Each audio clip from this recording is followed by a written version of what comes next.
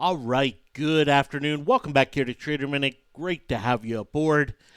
Here today, going to continue on kind of discussing different elements of the challenge making decisions or the recipes that make those decisions, aka algorithm, right?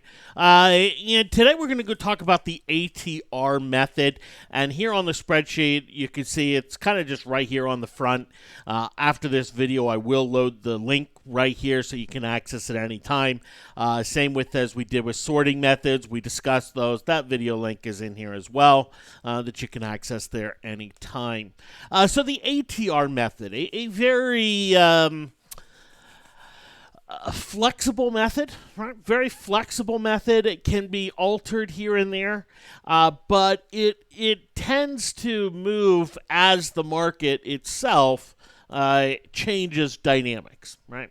And that's the point behind it. And in putting any sort of exit strategy together, right? There's a lot of arbitrary out there. Well, you know what? You take losses at X amount, you take gains at Y amount, and it's just a lot of that kind of stuff. It doesn't mean anything. It's arbitrary. It's absolutely arbitrary and doesn't allow for, the riding of gains. It doesn't allow for some kind of, whipsaws. And that's the problem with making any sort of stop strategy. There's going to be whipsaws. There's going to be times where, man, it knocks you out and boom, there it goes. Or times where you look at it and say, man, I want to stay in.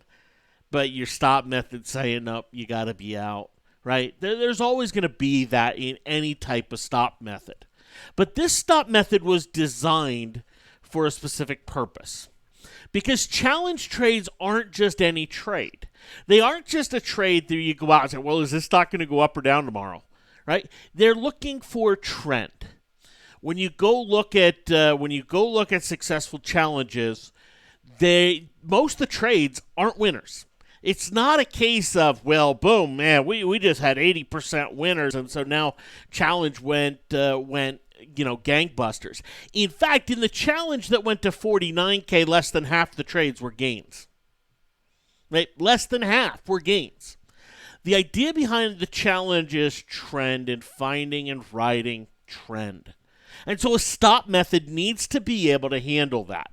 It needs to be able to account for trend, have enough of a whipsaw area where, you can give it a little bit of time for that trend to continue because it doesn't always happen the next day or even the day after. Sometimes it takes a few days to emerge after a signal.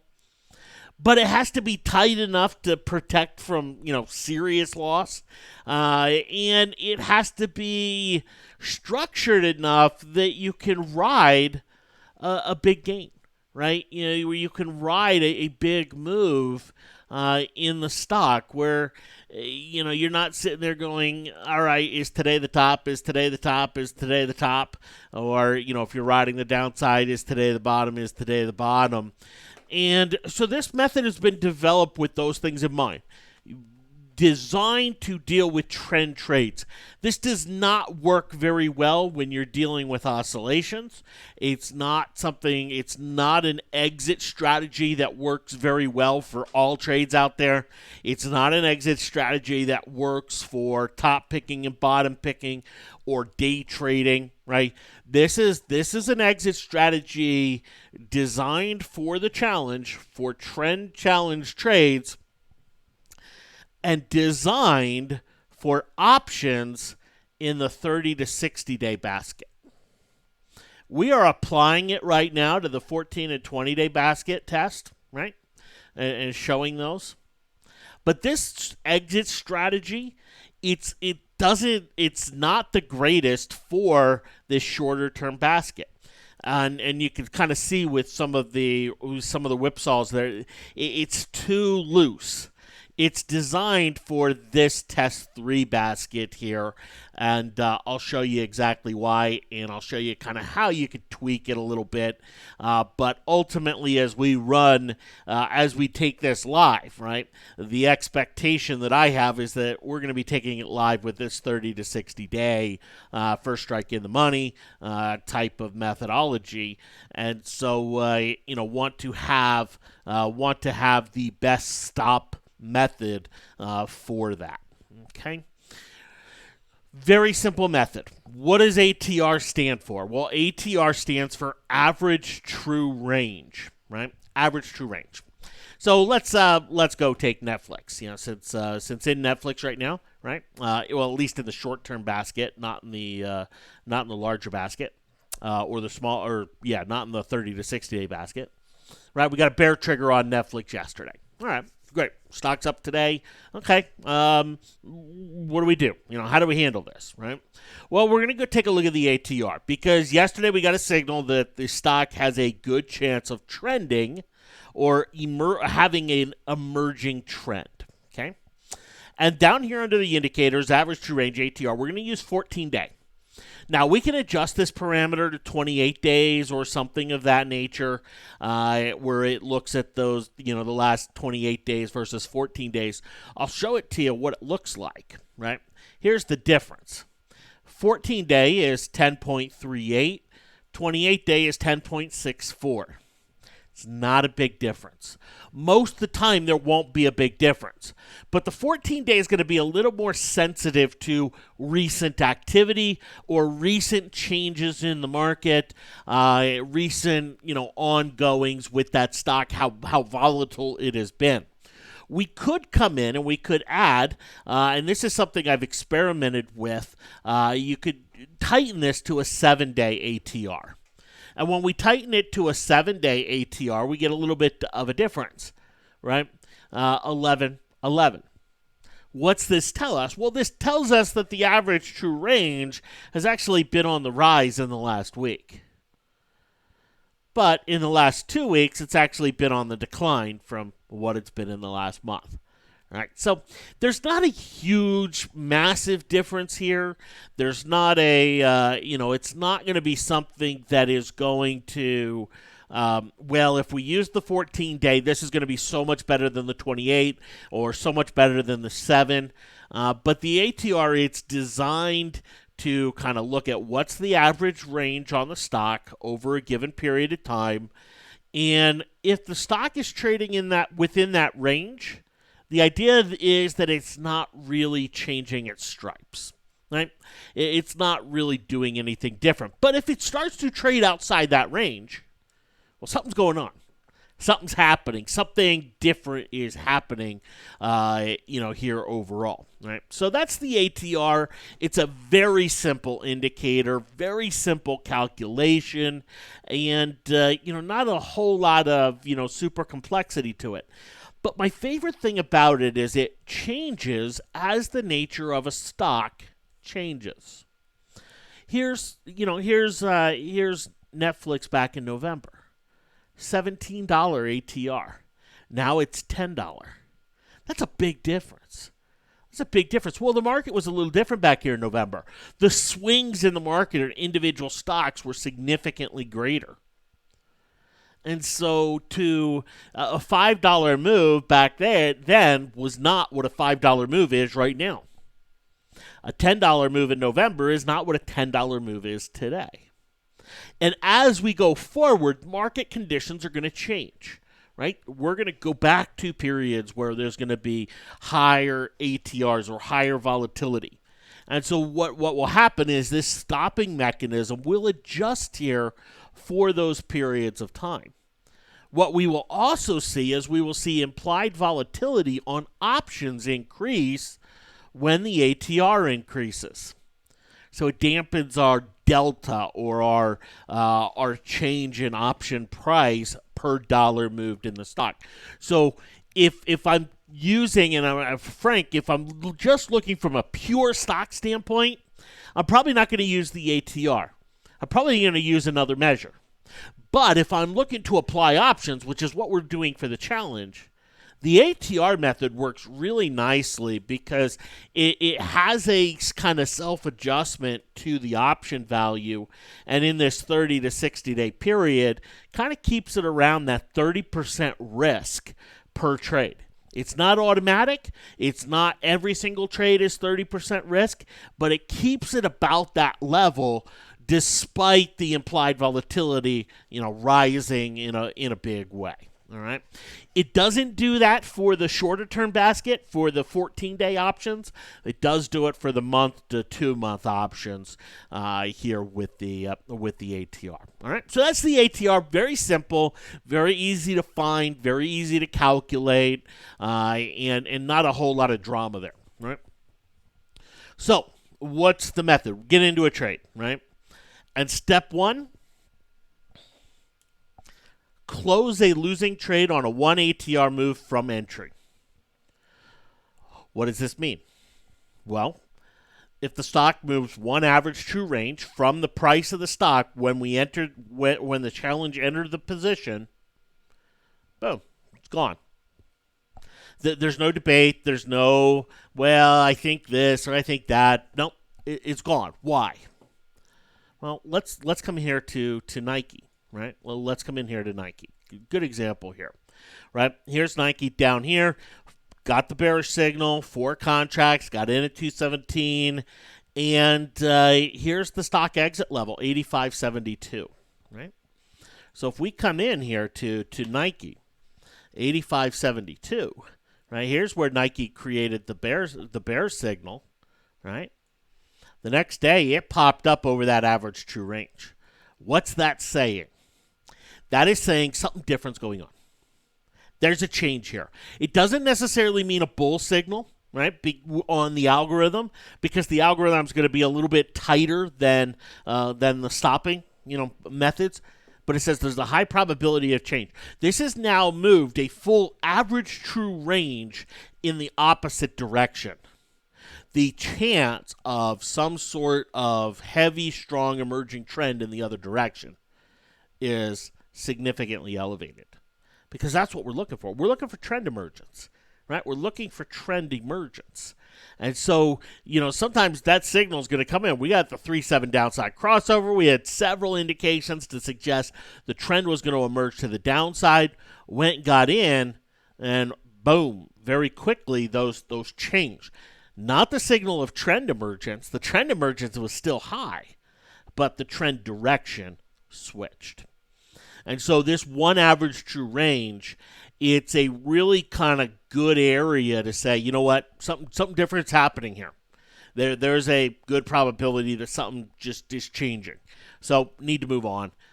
You need to move out. And one of the things that you will see as we go forward with this algorithm, with this challenge test, there will be plenty of examples where something like a Nike triggered bearish moves one average true range in the opposite direction and triggers bullish. It didn't quite do it on Nike, but we will see that happen from time to time. Then where's the stop? Well, it's one average true range away, because if it goes an average true range the other direction, boom, it is, something's different, something's changing, something's happening there with that. All right, so Nike, very good example. And so, okay, swallow the loss, move on, next, and go.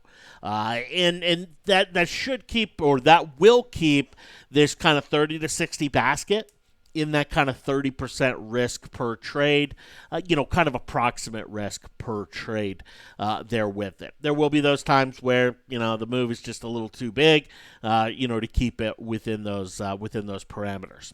All right, so that's kind of just the simple stop. That's just the simple exit there with it. Now, let's go skip to step 4. We'll ignore step 2 and 3 right now. Let's go to step 4. 3 days without triggering step 1 or 2 equals exit. So what does this mean? Well, this means if we go 3 days, and let's just theorize. I mean, right now it's in Netflix, right? And Netflix could bounce us out and say, no, it's going the other way, right? But let's just say with Netflix, tomorrow the stock's down $3. And then the next day it's down $2. And the next day it's up $1. What happens? Well, we have the trend emergence signal come in. We haven't moved an average true range outside of that, so the signal's still valid. But after 3 days, what starts to happen? Well, the probability of this signal being effective diminishes, and diminishes to a significant enough degree that it's worth just bouncing out waiting for the next signal. And so the exit, even though we have plenty of time maybe on the option, right? The exit's going to come in where there's 3 days without it triggering a stop. Now, it's 3 days without triggering step 1, which is the stop, or step 2, which is some of the profit target, right? But that 3-day element is built in because we are looking for trend.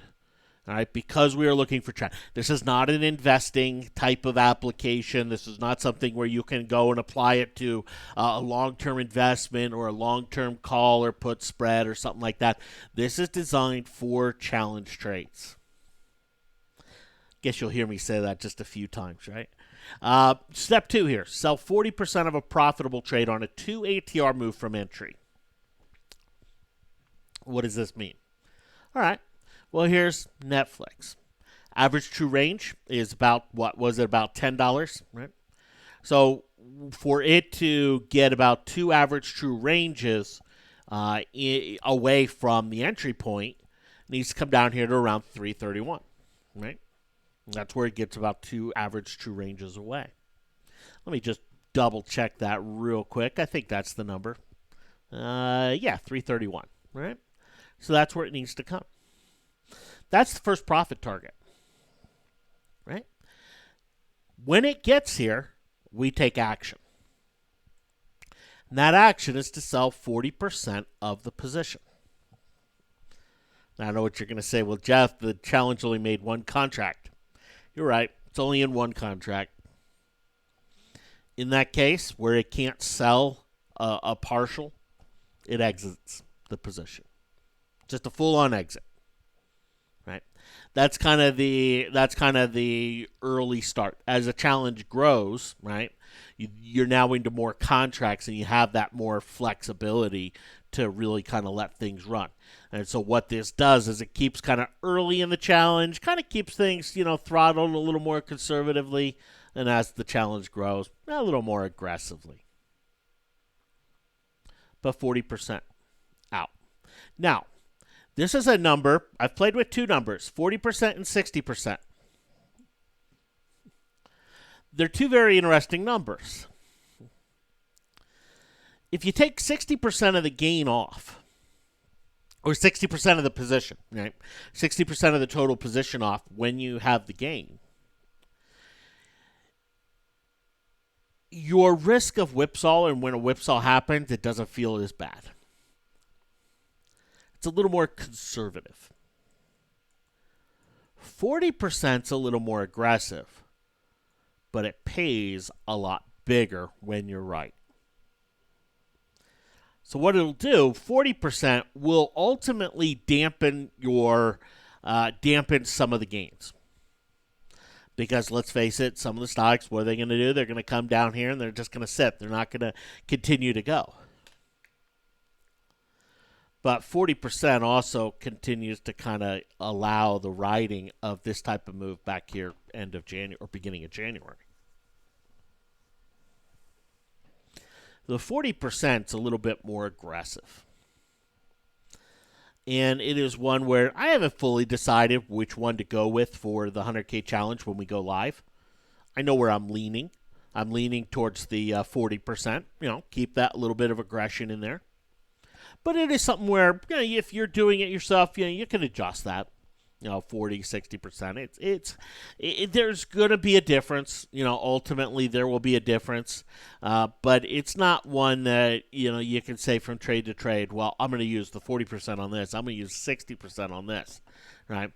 Could you use 50%, balance it? Yeah, you could. Could you use 30% and get more aggressive? You could. Could you use 80% and get a little less aggressive? Absolutely. You can adjust that how you want. It's not going to make a huge difference except for the smaller the number.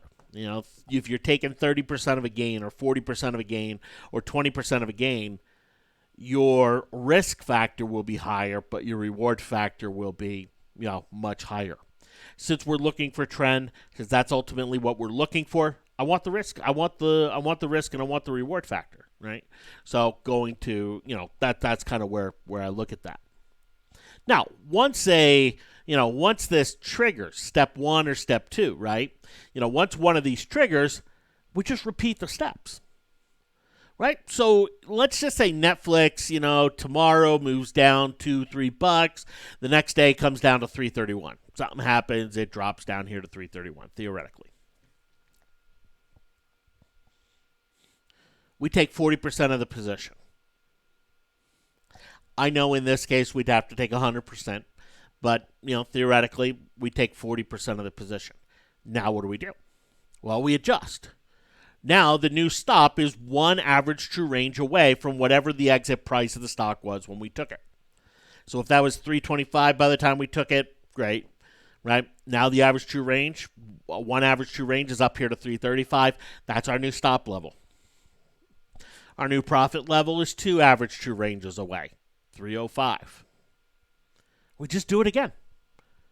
Only it's now shifted. It's now adjusted. It's adapted to the move in the stock. We also reapply step 4. 3 days without triggering equals an exit. 3 days without triggering equals an exit. Now, this is something where I've played with this a little bit. There's 3 days. And my favorite, for simplicity's sake for this kind of test, I just 3 days without triggering step 1 or 2 equals exit. Boom, done. Easy enough. But a little bit more kind of complex and what in my opinion is a better strategy, and what I've seen in the numbers is a better strategy, is once you've taken a piece of the profit, expanding this to 5 days gives you a little bit better of a reward potential. Because there's oftentimes you'll get a shot up. You'll get a big shot up, and then there'll just kind of be this chill for 2 or 3 days. Or, you look back here, you get a nice shot up, and then there's this chill for 4 days, right before the next big shot up. Right? So 3 days is a little bit tight, to kind of get that secondary move. If you expand it to 5 days, the chances of getting that secondary move are increased significantly. Now, it does increase the risk factor a little bit, but we have the ATR to factor that in, to say, hey, you know what, if it breaks that ATR area, then, fine, you move on, right? We still have a gain. We still have it. Great. We'll wait for the next signal. But, when we start to go live with this, live money, I am I'm highly biased towards changing that, keeping the first as 3 days, but once we've had a profit, putting that into a 5-day period. But for simplicity's sake, hey, it's 3 days without triggering step 1 or 2 equals an exit. That's the exit strategy. You'll notice the exit strategy didn't say anything about what an analyst thinks of the stock, an upgrade or downgrade. Didn't say anything about what the market indexes did or do. Didn't say anything about where the stock is relative to its high or low, or, well, the stock's doing this and the market's doing this. It doesn't take any of that into account. Doesn't take a single bit of that into account. The reality is all those things happen. All those things go on. They're risk factors in the market. Is there a way to put all of them in? Yeah, there is. We could add every single one of those things into the algorithm, and we'd have an algorithm so darn complex, but that complexity would not equal further profitability. And so we understand those risk factors. Those risk factors are there, but they're also reward factors, right? They're also reward factors. They are things that could also kind of, give us more profit than what we expected. And so we run with those. We expect that they'll balance out over time. In the short run, they definitely don't. But in the long run, they most certainly do. So that's the ATR method. And again, it's very, very specific towards trending stocks. and towards a challenge application. So this isn't something to go and apply to investments and, to apply to long-term, positions. This is something that's very tweaked and very geared to apply to challenge trades, and challenge trades looking for trend. And to kind of keep that 30% risk factor in play. Because what's going to happen most of the time is when you get knocked out, right? When you get knocked out of a trade, let's say for Nike here, we got knocked out. And what was the loss? The loss was about 30% on the 30-day basket, right? Well, had we been right on direction, right? We were right on trend, but had we been right on direction, right, and gotten the move down here to the $80 mark, what happens to our option at that level? Well, our option is more than a double, significantly more than a double, right? So we still have that kind of 30% risk factor for more than a double potential in the stock. So that kind of 3-to-1 risk reward factor stays in play with this methodology, with this kind of ATR exit method here. Okay, which is, for me, very important to have in this, because that's kind of the heart of the challenge. The challenge should be able to be right on trades at a 40% clip and still do very, very well, because the risk-reward setups are strong. And when the challenge is right, 60 to 65% of the time, that's where the big money's made. When it's right about 40% of the time, that's when a little bit of money's made.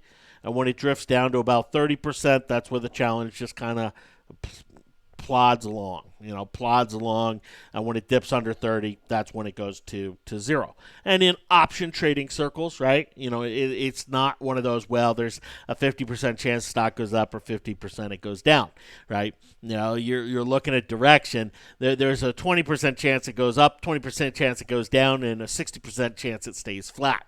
Right, so flat is the bane of option traders there, and is the bane of the challenge. Right. All right, something goes the opposite way. Great, move on next. Looking for those trends and go. Those flats, right? You're always having to make decisions. Well, all right, what's today's move mean, and does it mean anything? And it doesn't. Okay. But then the next day it goes up a little or it goes down a little, and you're like, oh man, I don't have anything here to make a decision off of, but yet it's affecting my option value overall. So anyway, that's the ATR method. And that's how it is applied here to the challenge, and it is something that will be run with as we go forward. You will notice this takes the exit decision out of my hands. For me, this is important because in a lot of cases when we talk about trading, and I compare my individual trades to challenge trades, right? My individual trades, I don't really, I don't have this exit strategy that everybody wants. Oh man, we got to have this exacting strategy. No, I'm much more of a just kind of gut feel, and I'm willing to risk it for the biscuit and go, right? I like to set up options where I don't have to care about what it's going to do. If it goes my way, it's going to, boom, home run, and if it doesn't, well, all right, next. Right? It expires and goes away.